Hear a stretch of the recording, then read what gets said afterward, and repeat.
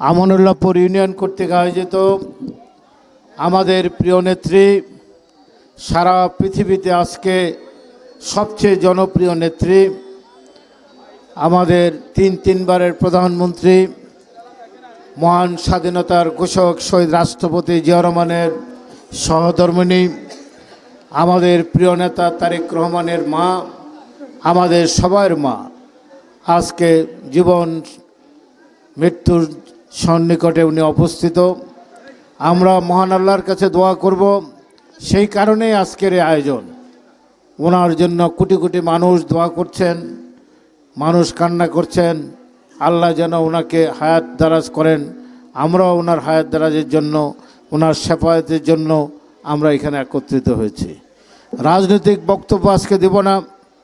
আমি 2016 সালে আমার যখন গোলব্লাডার অপারেশন হয় এবার কেয়ার হাসপাতালে, আমার হঠাৎ করে নিউমোনিয়া হয়ে যায়। নিউমোনিয়া হওয়ার পর যে ডাক্তার মুজিবের আন্ডারে আমি চিকিৎসাধীন ছিলাম, সেই মুজিব বেগম খালেদা জিয়ারও চিকিৎসক ছিলেন। উনি মুজিবকে ডেকে বললেন, বুলুর অবস্থা কি? এই অবস্থা, কোনো গুণাক্ষরও তাকে সিসিও বা আইসিইউতে নেবা না, ক্যাবিনে রেখে তার চিকিৎসা করবা আওয়ামী লীগ ক্ষমতায়। তো অতএব এই যে একটা মানুষের প্রতি, আমার প্রতি ওনার যে দরদ, যে ভালোবাসা ছিল, আজীবন উনি আমাকে আদর করেছেন। 91 সালে নমিনেশন দিয়েছেন, উনি আমাকে যুব দলের সভাপতি করেছেন, মন্ত্রী করেছেন।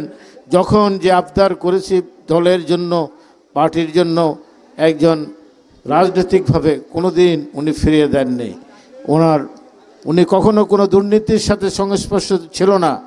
একটি টাকাও কোথাও তছরূপ করেছে বাংলাদেশের রাষ্ট্রীয় ক্ষমতা থেকে এমন কোনো প্রমাণ বাংলাদেশ নয়, পৃথিবীর কোনো অনুসন্ধানকামী দুর্নীতি সংস্থাও খুঁজে পায় নাই। এই ব্যক্তিকে নিরপরাধ মহিষী নারীকে শেখ হাসিনা 6 বছর জেলখানায় রেখেছেন, তাকে স্লো পয়জনিং করেছেন। ইয়াসির আরাফাতকে যেমনিভাবে ইহুদিরা স্লো পয়জনিং করেছিলেন, আস্তে আস্তে উনি মৃত্যুর মুখে ঢলে পড়েছিলেন। তারপর প্যারিসে হাসপাতালে যখন ওনার ফরেনসিক টেস্ট করা হয়, তখন সেখানে ওনার শরীরে বিষক্রিয়া ছিল, সেটা আবিষ্কৃত হয়েছে। আজকে বেগম খালেদা জিয়াকে শেখ হাসিনা এই জেলখানায় রেখে স্লো পয়জনিং করেছেন। এই স্লো পয়জনিংয়ের কারণে উনি আজকে এই অবস্থার মধ্যে আছেন। আমরা সারা দেশের মানুষ দোয়া করব বেগম খালেদা যেন সুস্থ হন, উনি ইনশাআল্লাহ বেঁচে থাকবেন। আজকে যদি সারা বাংলাদেশে ধানের শীষ জয়লাভ করে, 91 সালে আপনারা এই দেশের মানুষ ধানের শীষে ভোট দিয়ে ওনাকে প্রথম বাংলাদেশের মহিলা প্রধানমন্ত্রী হওয়ার সেই গৌরবটি ওনাকে আপনারা অর্জন করে দিয়েছিলেন, ঠিক কিনা? সেই ধানের শীষ হচ্ছে শহীদ প্রেসিডেন্ট জিয়া রহমানের প্রতীক, বেগম খালেদা জিয়ার প্রতীক, তারেক রহমানের প্রতীক। আমরা দোয়া করব তারেক রহমানের যে সমস্ত জটিলতা আছে এগুলো শেষ হয়ে অতি শীঘ্রই উনি যেন বাংলাদেশে ফিরে আসতে পারেন, আমাদের নেতৃত্ব দিতে পারেন। বেগম খালেদা যেন সুস্থ হয়ে দেখতে পারে সারা বাংলাদেশে শুধু ধানের শীষের জয়কার, এটি যেন উনি দেখে যেতে পারেন। আমরা আল্লাহর কাছে সেই দোয়া করব। আমি আজকে আপনাদের কাছে ভোট চাইব না, ভোটটা বেগম খালেদা জিয়াকে দেবেন, আপনারা ভোটটা তারেক রহমানকে দেবেন। দেশের স্বাধীনতা সার্বভৌমত্বের জন্য, দেশের ঐক্যের জন্য, দেশের মানুষের উন্নতির জন্য, দেশের মানুষের ধর্মীয় মূল্যবোধ রক্ষার জন্য আপনারা ধানের শীষকে ভোট দেবেন। না হলে বাংলাদেশের জন্য সমূহ বিপদ সামনে। এই বিপদ থেকে রক্ষা করতে হলে একমাত্র গণতান্ত্রিক জাতীয়তাবাদী শক্তির সরকার ছাড়া অন্য কারো পক্ষে সম্ভব নয়। আপনারা হাসিনার 17 বছরের শাসনকাল দেখেছেন, আপনারা হোসেন মোহাম্মদ এরশাদের শাসনকাল দেখেছেন, আপনারা জিয়া রহমানের শাসনকাল দেখেছেন, আপনারা বেগম খালেদা জিয়ার শাসনকাল দেখেছেন। দেশকে ভালোবাসে, দেশের মানুষের মঙ্গল চায় এই একটি মাত্র দল, সেটা হচ্ছে বাংলাদেশ জাতীয়তাবাদী দল। আজকে সারা বিশ্বে আজকে বাংলাদেশের মানুষ ছড়িয়ে ছিটিয়ে আছেন। মধ্যপ্রাচ্যে প্রায় 1.5 কোটি মানুষ চাকরি করেন, ব্যবসা বাণিজ্য করেন। এটা কার কল্যাণে হয়েছে? এটা শহীদ প্রেসিডেন্ট জিয়া রহমানের কল্যাণে, অন্য কোনো কারো কল্যাণে নয়। 1977 সালে ওআইসির সম্মেলনে শহীদ প্রেসিডেন্ট জিয়া রহমান গেলেন, সমগ্র 40টি মুসলিম দেশের সংস্থা।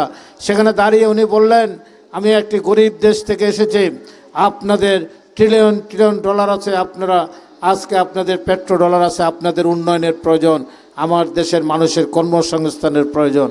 আপনারা আমার দেশের জন্য এই বাজারটি খুলে দেন। তখন সৌদি আরব সবাই এই শ্রম বাজারটি খুলে দেন। এরপর উনি ম্যান পাওয়ার মিনিস্ট্রি করেন। আজকে 1.5 কোটি মানুষ মধ্যপ্রাচ্যে চাকরি করেন, ব্যবসা বাণিজ্য করেন।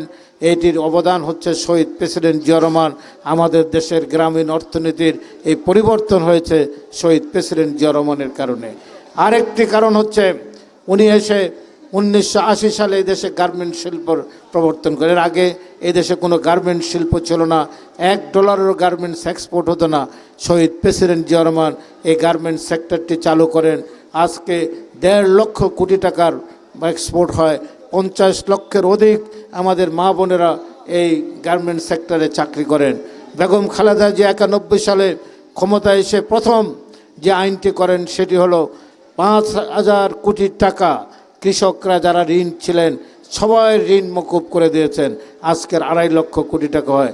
এরপর কৃষকদের অর্থনৈতিক ভিত রচিত হয়েছে। আরেকটি কাজ করেছেন উনি, আজকে যে দেখেন না মা বোনরা যে স্বাচ্ছন্দ্যভাবে কাপড় চোপড় পরেন, একটা হলো আজকে মিডল ইস্টের থেকে বিদেশ থেকে যে টাকা আসে সেটি, আরেকটি হলো মেয়েদের বিনা বেতনে পড়ালেখার ব্যবস্থা করেছিলেন বেগম খালেদা জিয়া ইন্টারমিডিয়েট পর্যন্ত, এবং উপবৃত্তি দেওয়ার ব্যবস্থা করেছিলেন, বিনামূল্যে বই দেওয়ার ব্যবস্থা করেছেন। প্রাইমারি স্কুলে 150 টাকা পর্যন্ত সে হতদরিদ্র পরিবারের সন্তানদের বৃত্তির ব্যবস্থা করেছেন।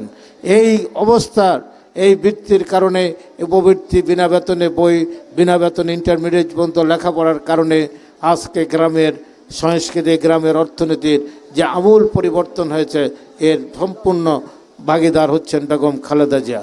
আমি 91 সালে এমপি ছিলাম, তখন মেয়েদের পড়ালেখা চলছে, ছেলেদের জন্য সুযোগ সুবিধা আসে নাই। আমি গ্রামে আসলেই আমাদের মুরব্বীরা বলতেন, বাবা সমস্ত কিছু তো মেয়েদের জন্য, মেয়েরা ইন্টারমিডিয়েট পর্যন্ত আইএ পর্যন্ত বিনা বেতনে পড়ালেখা করতে পারছে, কলেজে স্কুলে গেলে তারা উপবৃত্তি পাচ্ছে, বিনামূল্যে বই পাচ্ছে। তো এই মেয়েদের জন্য আগামী দিনে পাত্র কোথায় পাওয়া যাবে? আমি ম্যাডামকে যে বললাম, ম্যাডাম এই গ্রামে গেলে এই প্রশ্ন করে, ছেলেদের তো এই সুযোগটা নাই। তখন উনি বললেন, বসো, চা নাস্তা খাও। তারপর উনি বললেন, আজকে আমি যাদের জন্য এই ব্যবস্থাটি করেছি, বিনামূল্যে পড়ালেখা, উপবৃত্তি, এরা আগামী 7-8 বছর 10 বছরের মধ্যে মা হবে। যেই পরিবারের মা শিক্ষিত, সেই পরিবারে কোনো সন্তান অশিক্ষিত থাকতে পারে না। আমি আগামী দিন ভবিষ্যৎ দেশের উন্নয়নের জন্য, দেশের জন্য, আমি দেশকে পরিবর্তনের জন্য, আমূল পরিবর্তনের জন্য প্রথমে মাদের বিনা বেতনে পড়ালেখার ব্যবস্থা করেছে। আজকে দেখেছেন বাংলাদেশের আমূল পরিবর্তন হয়েছে। আপনারা বেগম খালেদার জন্য দোয়া করবেন। এখন দোয়া পরিচালনা করবেন, হ্যাঁ, দোয়া পরিচালনা করবেন। এখানে হুজুর আসছেন। আর আমরা সবাই মিলে এই বাড়ির সন্তান, এই ইউনিয়নের বিএনপির প্রথম সভাপতি, ইউনিয়ন বেগমগঞ্জ উপজেলা বিএনপির ভাইস প্রেসিডেন্ট, জেলা বিএনপির ভাইস প্রেসিডেন্ট মরহুম মিলন চৌধুরীর রুহের মাগফিরাত কামনা করছে। আল্লাহ ওনাকে ব্যস্ত নসিব করুক।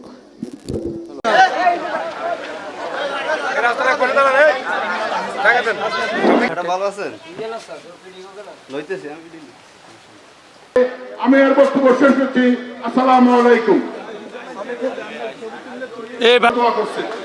বাংলাদেশের এক প্রান্ত থেকে অপর প্রান্তে প্রতিটি জনগণ, আপনারা মাল্লাপুরের লোকজন তার জন্য দোয়া করতে এসেছেন। সঙ্গে সাথী বন্ধুরা করবেন, এর মাঝে হয়তো আমাদের ফটো আসতে পারে। সঙ্গে সাথী বন্ধুরা, আল্লাহুম্মা আমিন। আলহামদুলিল্লাহি রাব্বিল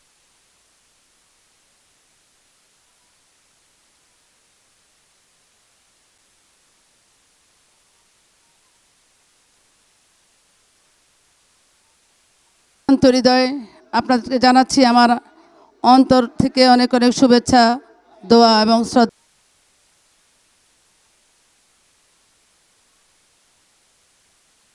কেন না চলে তার জন্য 16 বছর আন্দোলন সংগ্রাম করছে।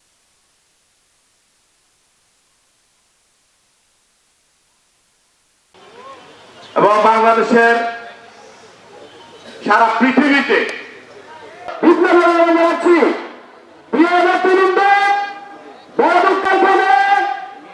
শেষের তথ্য জনগণের কথা ছিল সবাই যখন নির্বাচন নিয়ে ব্যস্ত তখন তাদের কারণে বক্তব্য দিতে পারছি না।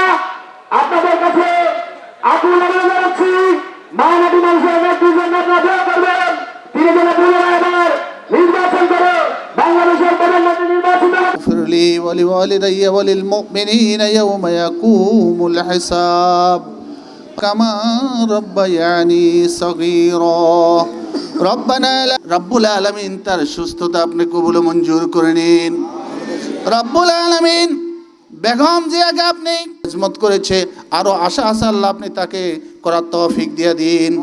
সুবহান রাব্বুত বলা যায় না, তার তুলনা এই দুনিয়ার মধ্যে এশিয়া মহাদেশের মধ্যে এরকম একজন নারী আর পাওয়া যায় না। রব্বুল আলামিন ৭১ দ্বারা সন্তান কোথায়, স্ত্রী কোথায় সে জান নাই। মাটি ও মানুষের মায়ায় দেশে ছিলেন হুব্বুল ওতন। রব্বুল আলামিন মাদান কালিমাই তয়্যিবা লা ইলাহা ইল্লাল্লাহু মুহাম্মাদুর রাসূলুল্লাহ।